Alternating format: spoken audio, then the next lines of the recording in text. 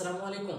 SSC academic এবং অ্যাডমিশনের প্রিয় বাচ্চারা, আমরা রক্ত সঞ্চালন অধ্যায়ের আজ তৃতীয় লেকচার শ্বেত রক্ত কণিকা খুব সহজভাবে কিন্তু ডিটেইলসে পড়ার চেষ্টা করব।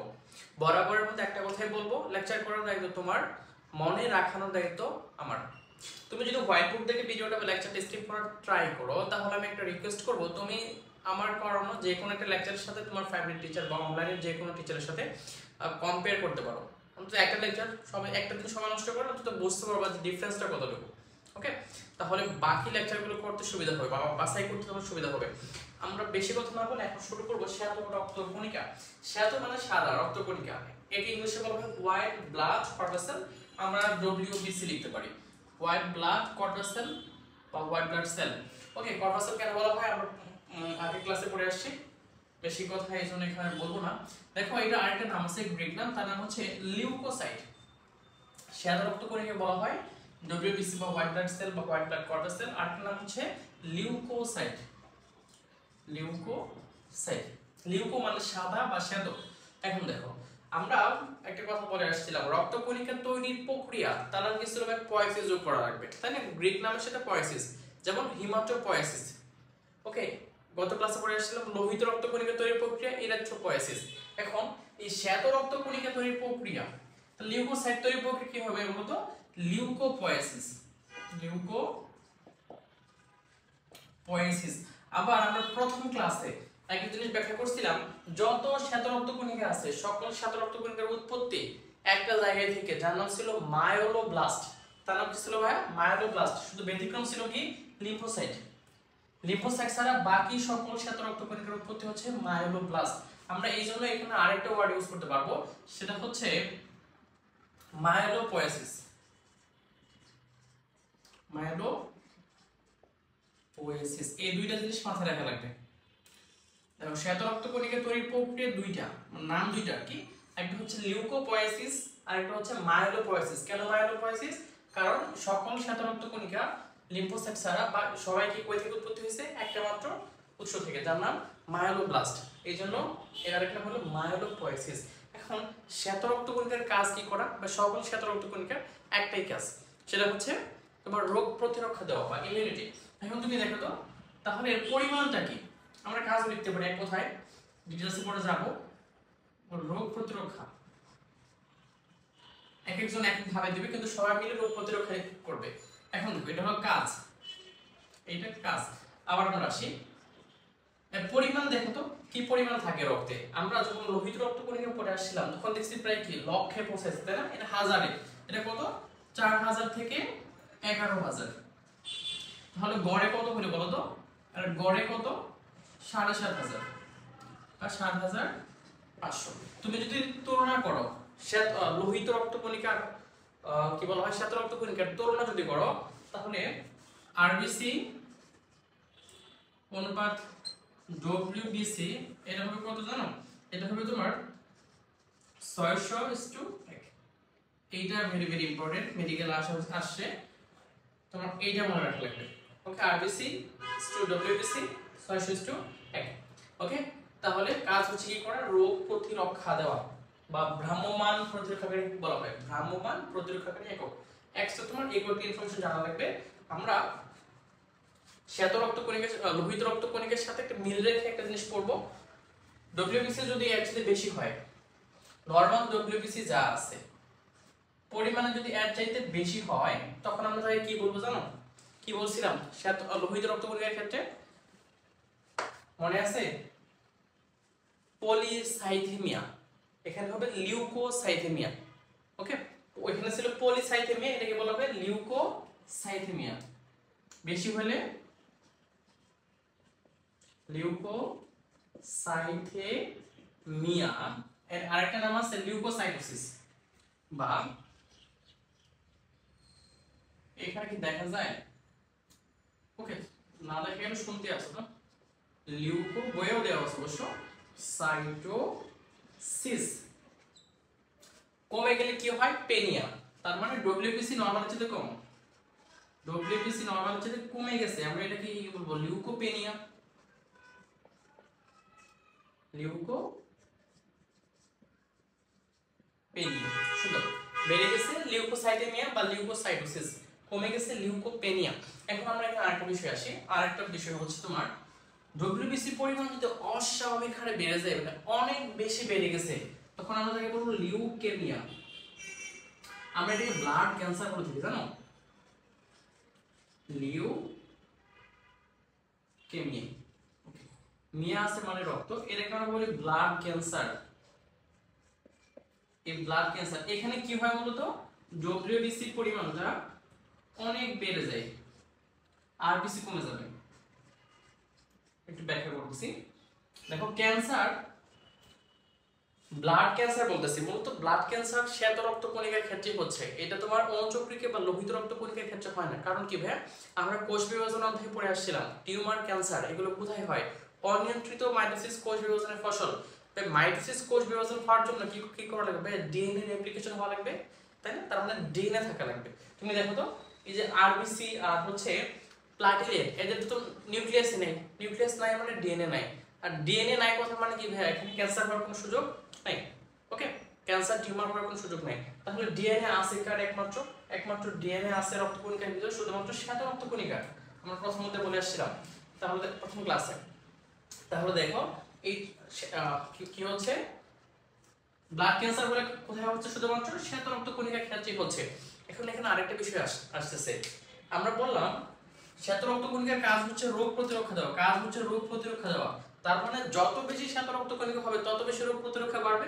কিন্তু এখানে অনেক বেশি শ্বেত রক্তকণিকা হওয়ার কারণে আমরা বলতেছি ব্লাড ক্যান্সার, ক্যান্সার হয়ে গেছে, প্রতিরক্ষা দিচ্ছে না। কারণ কি, কারণ হচ্ছে ভাইয়া যখন এই 7.5,000 বাই নর্মাল রেঞ্জটা থাকে তখন এই সবগুলো থেকে ম্যাচিউর, যখন ম্যাচিউর হচ্ছে হঠাৎ অনেক বেশি প্রডিউস হওয়া শুরু হয়, অনেক বেশি শ্বেত রক্তকণিকা যখন হঠাৎ করে তৈরি হওয়া শুরু হয় তখন তারা প্রপারলি ম্যাচিউর হতে পারে না। ইমম্যাচিউর অবস্থায় কোথায় আসবে, রক্তে চলে আসে। ওকে, প্রপারলি ম্যাচিউর হতে পারে না, যার কারণে যতটুকু প্রতিরক্ষা দেওয়ার কথা ছিল বা এই অল্প শ্বেত রক্তকণিকা যতটুকু প্রতিরক্ষা দেয় এরা অনেক বেশি হওয়ার কারণে প্রতিরক্ষা দিতে পারবে না, কারণ সবাই কি ইমম্যাচিউর। এখন দেখো এই জন্য প্রতিরক্ষা দিতে পারতেছে না, আমরা ক্যান্সার করতেছি। তাহলে আরবিসি কমে যায় কেন, ডব্লিউবিসি আরবিসি সবাই কই থেকে তৈরি হয়, তোমার একটা জায়গা থেকে, এক উৎস থেকে, haematopoietic stem cell bone marrow থাকে, এক জায়গা থেকে যেখানে লক্ষ লক্ষ আরবিসি তৈরি হতো ওইখান থেকে হঠাৎ করে অনেক বেশি শ্বেত রক্তকণিকা তৈরি হওয়া শুরু হয়েছে, তার মানে এমনিতেই আরবিসি প্রোডাকশনটা কি হয়ে যাবে, কমে যাবে। বুঝতে পারছি কিনা? ওকে, আমরা মূলত এখানে আলোচনা করব, বিশদ আলোচনা বড় করে আলোচনা করব। এখানে শ্বেত রক্তকণিকা মূলত কয় ধরনের হয়, দুই ধরনের। কিসের উপর ভিত্তি করে ভাগ করা হয়েছে ভাই, সাইটোপ্লাজমে দানাদার বা গ্র্যানিউল আছে কিনা, সাইটোপ্লাজমটা কেমন, দানাদার নাকি অদানাদার, ওকে, নিউক্লিয়াসটা কেমন, খণ্ডযুক্ত নাকি অখণ্ডিত, এর উপর ভিত্তি করে।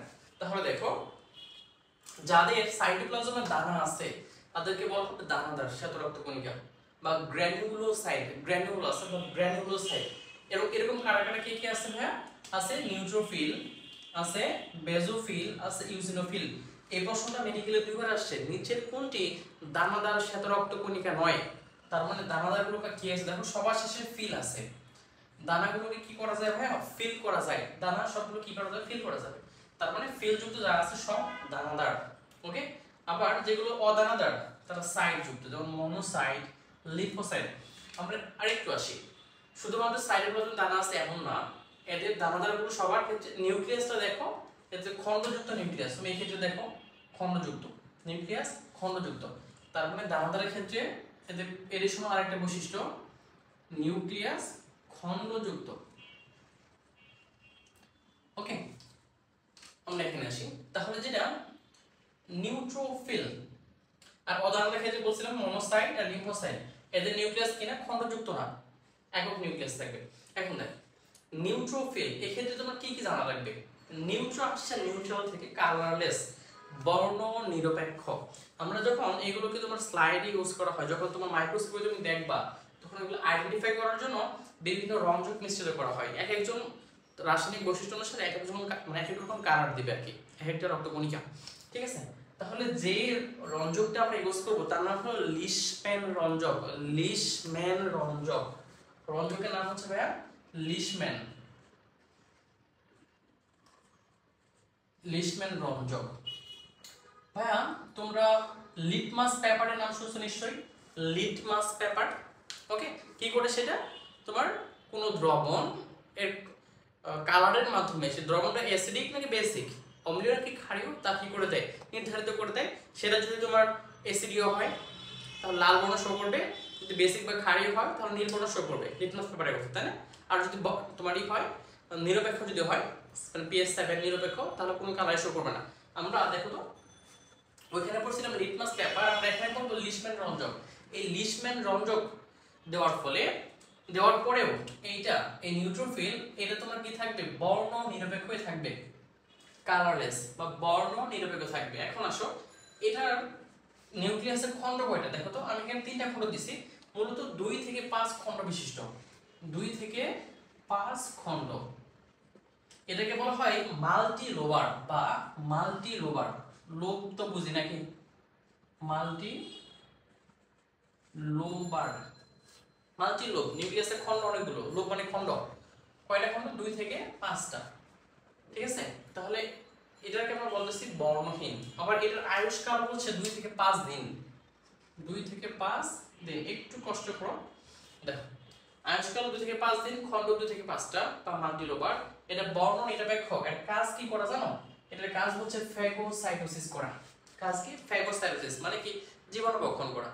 ওকে, জীবাণুটাকে কোষের নিজের ভিতরে নিয়ে আসবে, তারপর ধ্বংস করে দেবে লাইসোসোম দিয়ে, এটাই কাজ, ফ্যাগোসাইটোসিস। তাহলে আমরা নিউট্রোফিল থেকে জাস্ট এই করে কথা মনে রাখা লাগবে।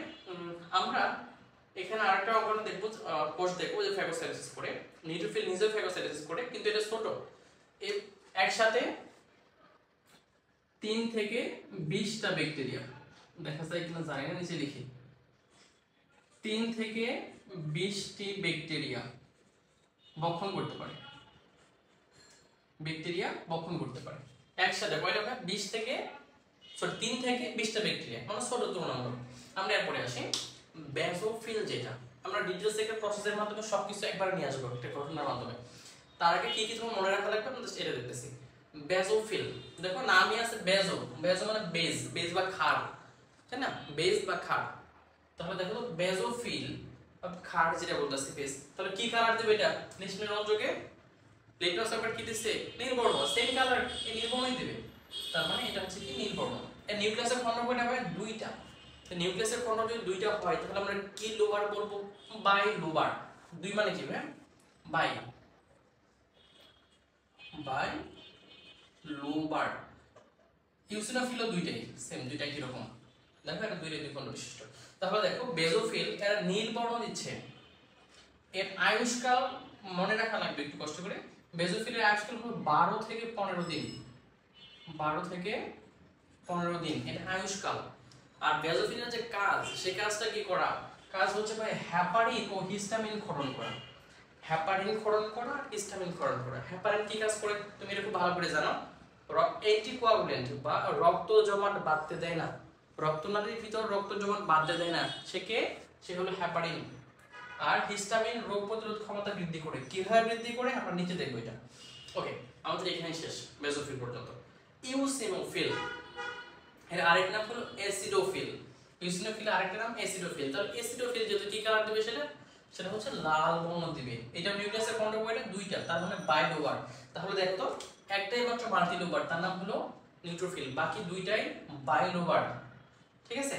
এখন দেখো এই ইউসিনোফিলের কাজ কি করা, কাজ হচ্ছে পরজীবী, বিভিন্ন পরজীবী, কৃমি হতে পারে, তাই না, কৃমি লার্ভা স্পেশালি, যে কৃমি ধ্বংস করা, অ্যালার্জিক অ্যান্টিবডি ধ্বংস করা, এই দুইটাকে ধ্বংস করে দেয়। কিভাবে করবে নিচে তোমরা দেখো এটা। তাহলে তোমাকে এরকম মনে রাখা লাগবে যে ইউসিনোফিল কি কাজ করে, কৃমি লার্ভা আবার অ্যালার্জিক অ্যান্টিবডি ধ্বংস করে।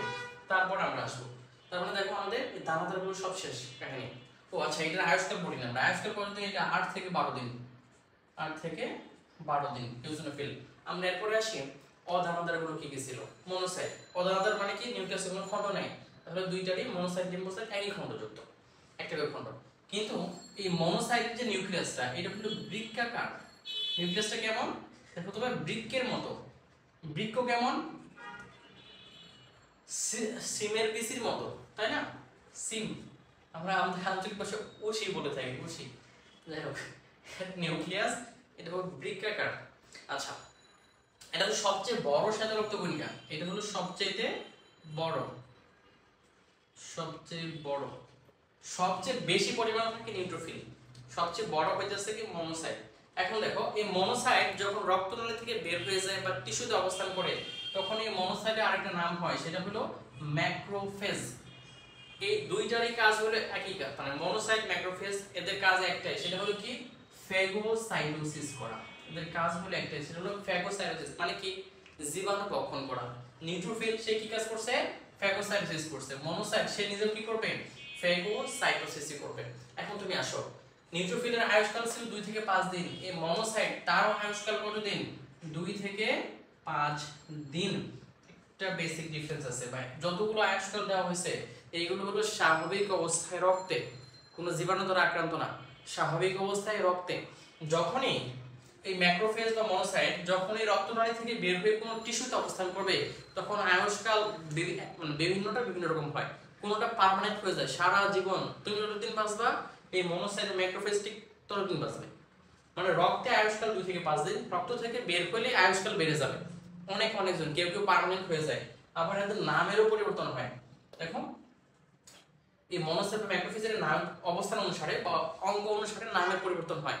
যেমন এই ম্যাক্রোফেজটা যখন তোমার ব্রেনে থাকবে তখন তার নাম হয় মাইক্রোগ্লিয়া, যখন লিভারে থাকবে তখন তার নাম কাফার কোষ, যখন এই ম্যাক্রোফেজটা কিডনিতে থাকবে তখন তার নাম মেসেঞ্জিয়াল কোষ, যখন এটা তোমার কি বলা হয় লিম্ফ নোডে থাকবে, স্প্লিনে থাকবে তখন তার নাম হিস্টিওসাইট, বা কানেক্টিভ টিস্যুতে থাকবে তখন তার নাম হয় হিস্টিওসাইট, যখন অস্থিতে থাকবে অস্থি বা হাড়ে থাকবে তখন তার নাম হয় অস্টিওক্লাস্ট। তার মানে সবাই কিন্তু কি এই ম্যাক্রোফেজ, কিন্তু বিভিন্ন টিস্যুতে বিভিন্ন অঙ্গের ভিন্ন ভিন্ন নাম হয়, কারণ অল্প একটু আকৃতির চেঞ্জ হয়, বুঝছো, একটু ফাংশনাল চেঞ্জ হয়, কারণ এক এক অঙ্গ তো এক এক রকম ভাবে কাজ করে। এই জন্য কিন্তু সবাই কিন্তু ফ্যাগোসাইটোসিসই করে। আমরা এই যত ম্যাক্রোফেজ আছে আমাদের শরীরে সকল ম্যাক্রোফেজ, দেখো তো ম্যাক্রোফেজের নিউক্লিয়াসের খন্ড কয়টা? একটাই। এই ম্যাক্রোফেজের এক কাজ কি করে? একই রকম কাজ, ফ্যাগোসাইটোসিস। অর্থাৎ আমাদের শরীরে যতগুলো ম্যাক্রোফেজ আছে বিভিন্ন টিস্যুতে সবগুলোকে একত্র করে একটা সিস্টেমে নিয়ে আসা হয়েছে, তার নাম মনোনিউক্লিয়ার ফ্যাগোসাইটিক সিস্টেম। দেখো কাজ কি করে? ফ্যাগোসাইটোসিস, নিউক্লিয়াসের খন্ড কয়টা? একটাই, এই জন্য বলা হয়েছে mononuclear mononuclear phagocytic system, mononuclear phagocytic system. Okay, যত ম্যাক্রোফেজ আছে তাদের একটাই কাজ, মনোনিউক্লিয়ার ফ্যাগোসাইটিক সিস্টেম। আমরা এইটারে আরেক নাম করে আসছিলাম, সেটা হচ্ছে রেটিকুলো এন্ডোথেলিয়াল সিস্টেম, রেটিকুলো এন্ডোথেলিয়াল সিস্টেম। ওকে, যাই হোক আমরা ওইখানে যাব না। তারপরে দেখো এটাকে বলা হয় রাবিশ কালেক্টিং সেল। কেন বলা হয় আমরা এটা এখানে দেখব। তারপরে আসি কার্সোপলন ফ্যাগোসাইটোসিস। আমরা তারপরে দেখব লিম্ফোসাইট। লিম্ফোসাইট এটা আবার কয় প্রকার হয়? 3 প্রকার, T lymphocyte, B lymphocyte, natural killer cell বা অ্যান্টি সেল। এখন দেখো টি লিম্ফোসাইট নাম কেন আসছে? টি আসছে থাইমাস থেকে, থাইমাস গ্ল্যান্ড এখানে তৈরি হয়, এখানেই বড় হয়, এজন্য তার নাম টি লিম্ফোসাইট। আর এটা বোন মেরু, অস্থিমজ্জা বা বোন মেরুতে বড় হয়, এজন্য তার নাম বি লিম্ফোসাইট। এই বি লিম্ফোসাইটটাই একটু বড় হয়ে পরিপক্ক হয়, একটু বড় হয় এবং অ্যান্টিবডি তৈরি করে, তখন তার নাম হয়ে যায় প্লাজমা কোষ। প্লাজমা কোষ অ্যান্টিবডি তৈরি করে, অ্যান্টিবডি তৈরি করে। এখন দেখো তাহলে অ্যান্টিবডি তৈরি করে কে?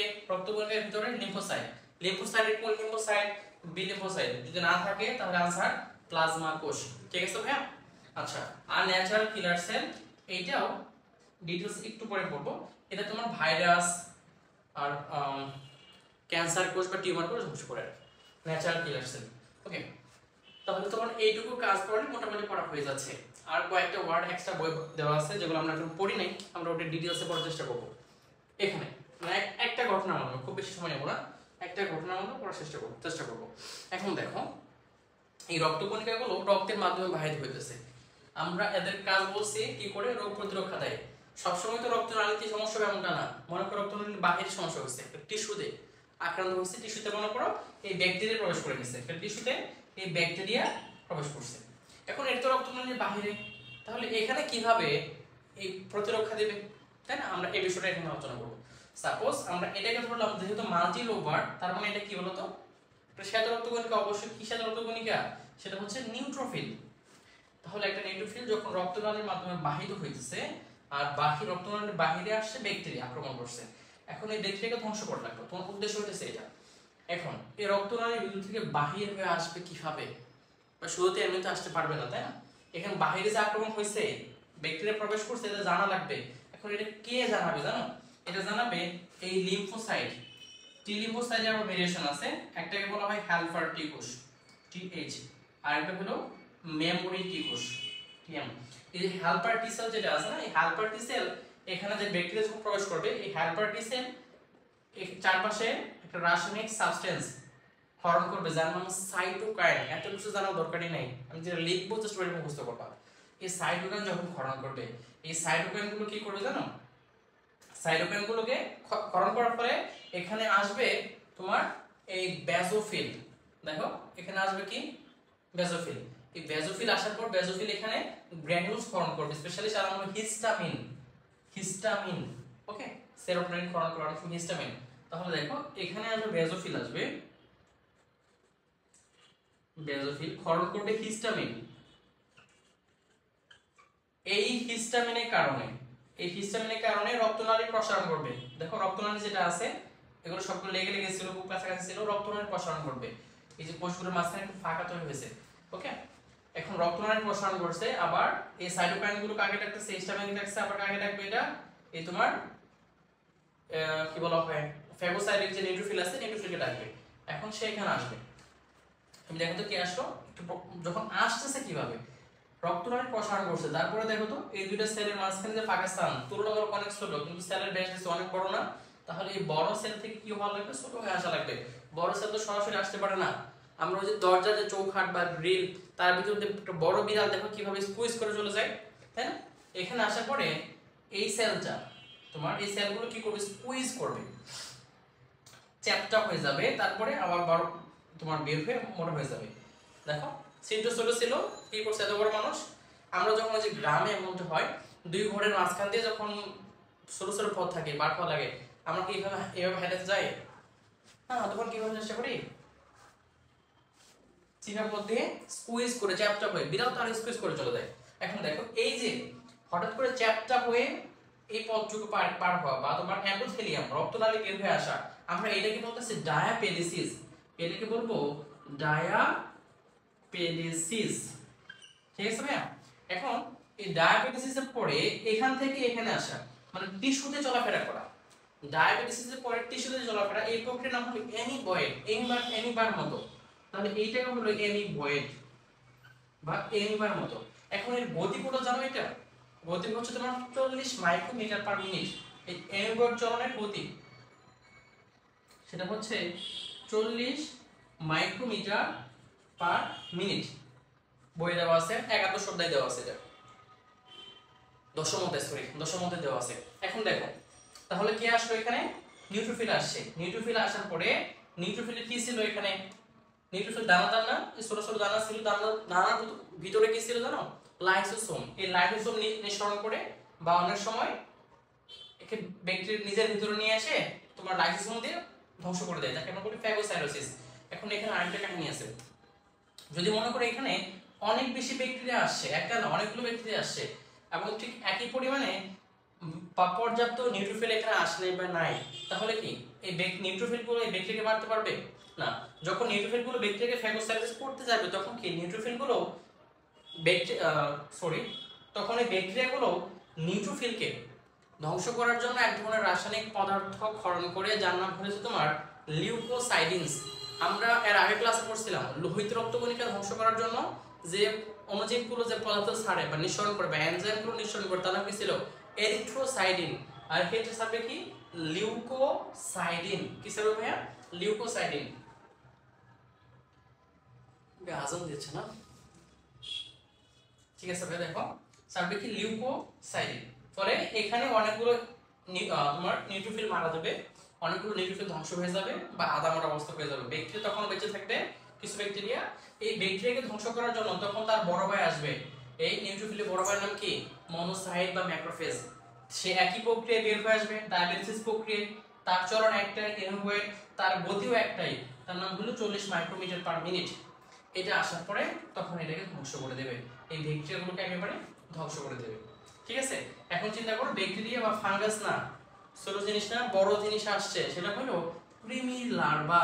যদি এমন হয় কৃমির লার্ভা এসে গেছে, তাহলে একটা কৃমির লার্ভা বা কৃমিকে একটা কোষের ভিতরে নিয়ে, একটা ছোট কোষের ভিতরে কৃমি কি প্রবেশ করতে পারবে? তাহলে কি ফ্যাগোসাইটোসিস করা সম্ভব? না, সম্ভব না। এই জন্য কৃমি যখন আসবে, যখন প্যারাসাইট বা পরজীবী যখন আসবে, তখন একটা অ্যান্টিবডি কাজ করবে, তার নাম হলো ইমিউনোগ্লোবিন ই। এই অ্যান্টিবডি সাহায্যে, এই অ্যান্টিবডি আর ইওসিনোফিল এরা দুইটা একত্র হয়ে কৃমির লার্ভা ধ্বংস করবে। একত্র হয়ে কি কাজ করবে? কৃমির লার্ভা ধ্বংস করবে। ঠিক আছে? তাহলে দেখো তো, কৃমি লার্ভা ধ্বংস করবে কি? Specially eosinophil. ফ্যাগোসাইটোসিস কে করতেছে? নিউট্রোফিল আর মনোসাইট বা ম্যাক্রোফেজ। সবচেয়ে বড় কে? মনোসাইট। একসাথে কতগুলো ব্যাকটেরিয়া ধ্বংস করে জানো? একসাথে 100টা ব্যাকটেরিয়া, 100টি ব্যাকটেরিয়া একসাথে ধ্বংস করতে পারে। আর একসাথে 3 থেকে 20টা ধ্বংস করে কে? নিউট্রোফিল। ওকে, তারপর আসো এখানে আর ওকে, এখন দেখো অনেক সময় কোনো কারণ ছাড়াই হিস্টামিন ক্ষরণটা বেশি হয়ে যায়। আমরা এটাকে অ্যালার্জি বলবো। অনেক সময় কোনো কারণ ছাড়াই হিস্টামিন ক্ষরণটা বেশি হয়। তোমার এই ক্ষেত্রেও এই ইমিউনোগ্লোবিন ই দায়ী, অনেক বেশি হয়ে যায়। এই জন্য আমাদের অ্যালার্জি তৈরি হয়। অ্যালার্জি এটাকে রিডিউস করার জন্য বা ইমিউনোগ্লোবিন ইটাকে ধ্বংস করার জন্য এই তোমার ইওসিনোফিল আর তোমার অ্যান্টি হিস্টামিন ক্ষরণ করে। আমরা এটাকে বলতেছি অ্যালার্জিক অ্যান্টিবডি ধ্বংস করা। অ্যালার্জিক অ্যান্টিবডি ধ্বংস করা। আমি অ্যালার্জি নিয়ে আরেকটা ভিডিও আপলোড দেব খুব দ্রুতই। আচ্ছা, তাহলে আমরা মনে হয় বুঝতে পারছি যে আসলে ঘটনাটা কি হচ্ছে। সর্বপ্রথম শ্বেত রক্তকণিকার কাজ একটাই, প্রতিরক্ষা দেওয়া, কিন্তু এক একজন এক একভাবে দেয়। কোনজন কিভাবে দিচ্ছে? ও আচ্ছা, আমরা একটা লিম্ফোসাইট সম্পর্কে আরেকটা জিনিস পড়া লাগবে। দেখো তো, এই লিম্ফোসাইট, এই যে হেল্পার টি কোষ বা টি লিম্ফোসাইট, এটা কি করছে? এটা রাসায়নিক পদার্থ ক্ষরণ করার মাধ্যমে কাকে ডেকে আনছে? বা নিউট্রোফিল, বেজোফিল এদের ডেকে আনছে। তাহলে এটা কি ধরনের সাড়া দিল? কোষ নির্ভর সাড়া। মূলত কাকে ডাকে? আসলে কোষকে ডাকে। তাহলে লিম্ফোসাইট কি সাড়া দেয়? কোষ নির্ভর। আমরা এটা এখানে লিখি, লিম্ফোসাইট এর সাড়ার ধরন হচ্ছে কোষ নির্ভর। একবার আসছিল এটা, বুঝছো, মেডিকেল অনেক আগে। কোষ নির্ভর সাড়া দেয়। আবার এই যে বি লিম্ফোসাইট কি তৈরি করে? Antibody, immunoglobulin. আমরা এটা জানি অ্যান্টিবডি সম্পর্কে। এই অ্যান্টিবডি কি করবে? কোন জীবাণু বাইরে থেকে যখন প্রবেশ করবে তখন জীবাণু চারপাশে ঘিরে ধরবে। ওকে, জীবাণু চারপাশে ঘিরে ধরে ধ্বংস করে দেয়। তাহলে এর যে সাড়াটা, অ্যান্টিবডি কই থাকে? প্লাজমায় থাকবে, না? প্লাজমা বা এক্সট্রাসেলুলার ফ্লুইডে। এই জন্য এর সাড়ার নাম হচ্ছে বি লিম্ফোসাইটের রস নির্ভর সাড়া। রস নির্ভর সাড়া। তারপরে দেখো ন্যাচারাল কিলার সেল। এই ন্যাচারাল কিলার সেলের কাজ একটু ভিন্ন ধরনের। সেটা হচ্ছে কোনো ভাইরাস যখন প্রবেশ করে, কোনো ভাইরাস কোনো কোষে যখন প্রবেশ করে, অথবা কোনো কোষে যদি টিউমার বা ক্যান্সার হয়, ওই কোষের চারপাশে এই অ্যান্টি সেল কি করবে? পারফোরিন, একটা রাসায়নিক পদার্থ ক্ষরণ করবে। ফলে ওই কোষগুলো চারপাশে ছিদ্র হয়ে যাবে। চারপাশে কি হয়ে যাবে? ছিদ্র হয়ে যাবে। ছিদ্র হলে কি হয়? বাহির থেকে প্রচুর পানি প্রবেশ করবে, ফলে কোষটা ফেটে যাবে। তার মানে ভাইরাস, কোষের বাইরে যখন ভাইরাস আসবে, ভাইরাসটা নিষ্ক্রিয় হয়ে যাবে আর টিউমার সেলটা ধ্বংস হয়ে যাবে। এটার কাজ করার পদ্ধতি হলো অ্যান্টিসেল। আমরা দেখো এখানে মূলত দুইটা অধ্যায়ের ইনফরমেশন একসাথে করা হয়েছে। একটা হলো তোমার রোগ প্রতিরক্ষা অধ্যায় আর রক্ত অধ্যায়। আশা করি এই লেকচারের পরে রোগ প্রতিরক্ষা অধ্যায়ের অনেক কিছু তোমার ক্লিয়ার হয়ে যাবে। রক্ত তো ক্লিয়ার হবেই, রোগ প্রতিরক্ষা অধ্যায়েরও অনেক কিছু ক্লিয়ার হয়ে যাবে। তাহলে আমরা একবার শুধু জাস্ট একটাবার চোখ বুলাই। সেটা কোথায়? নিউট্রোফিল কি কাজ করছে? ফ্যাগোসাইটোসিস। একসাথে কতগুলো ব্যাকটেরিয়া? 3 থেকে 20টা ব্যাকটেরিয়া। ওকে, আয়ুষ্কাল 2 থেকে 5 দিন। তারপরে আসো ইওসিনোফিল। ইওসিনোফিল মানে কি করছে? বড় কোনো প্যারাসাইট বা কৃমি বা অ্যালার্জিক অ্যান্টিবডি, এই দুটোকে কি করতে পারে? ধ্বংস করতে পারে। কৃমির লার্ভা বা অ্যালার্জিক অ্যান্টিবডি ধ্বংস। অ্যালার্জিক অ্যান্টিবডি আসলে কোনটা জানো? অ্যান্টিবডি 5 ধরনের, এর ভিতরে ইমিউনোগ্লোবিন ই হচ্ছে অ্যালার্জিক অ্যান্টিবডি। তারপরে আসো, এটা কিন্তু বইয়ে দেওয়া নাই অবশ্য। তারপর তুমি আসো বেজোফিল। বেজোফিলের কাজ করার ধরনটা কি? হ্যাপারিনের মাধ্যমে অথবা হিস্টামিনের মাধ্যমে। হিস্টামিন কি করে? রোগ প্রতিরোধ ক্ষমতা বাড়ায়। সহজ কথা, প্রদাহ সারাতে অংশগ্রহণ করে। প্রদাহ সারা, প্রদাহ বা কি বলা হয়? ইনফ্লামেশন, তাই না? যে প্রদাহর 4টা বৈশিষ্ট্য আছে, যেমন লাল হয়, ফুলে যায়, ব্যথা হয়, গরম হয়। আমরা এটা একাদশ অধ্যায়ে আলোচনা করব। তারপরে আসি দশম অধ্যায়। তারপর দেখো ইউসিনোফিল পড়ে গেছি। মনোসাইট কাজ করা, ফ্যাগোসাইটোসিস। ও আচ্ছা, রাবিশ কালেক্টিং সেল কেন বলা হয়? এটা তো বলা হয় নাই। রাবিশ কালেক্টিং সেল কেন বলা হয়? দেখো তো, আমরা এখানে বলে আসছিলাম নিউট্রোফিল যখন ব্যাকটেরিয়াকে ধ্বংস করতে চায় তখন অনেক ব্যাকটেরিয়াও কি করে নিউট্রোফিলকে ধ্বংস করার জন্য বলছিলাম লিউকোসাইডিন নিঃসরণ করে, ফলে তোমার নিউট্রোফিলও মারা যায়। আবার কিছু নিউট্রোফিল আত্মরা হয়ে যায় যেগুলো তোমার ইয়ের জন্য ক্ষতিকর, কোষের জন্য। এই জন্য এর পরবর্তীতে যখন এখানে মনোসাইট বা ম্যাক্রোফেজ আসে, এই ম্যাক্রোফেজ এই নিউট্রোফিলকে আর ব্যাকটেরিয়াকে একসাথে ভক্ষণ করে ফেলে। সহজ কথায় যদি বলি তাহলে ব্যাকটেরিয়াকে ধ্বংস করতে গিয়ে তোমার নিউট্রোফিলও মারা যায়।